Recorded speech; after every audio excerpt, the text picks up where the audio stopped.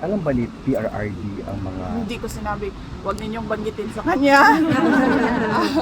hindi ko binanggit sa kanya ang impeachment at hindi ko binanggit sa kanya ang mga nangyari sa House of Representatives. So, hindi niya alam na merong pangalawang posibleng impeachment na mangyayari. Kasi sa tingin ko, hindi na niya kailangan malaman ang mga ganyan na klase na bad news. Kasi wala din naman yung value sa kanya.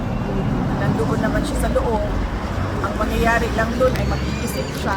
Tapos, mag-overthink siya. Siya lang mag-isa. Hindi siya karapat-dapat para sa isang 81-year-old.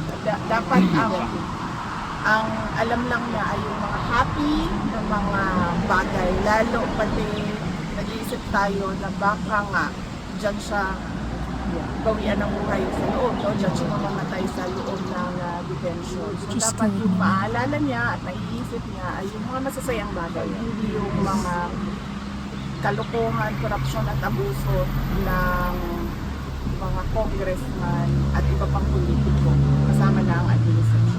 Were you able to convince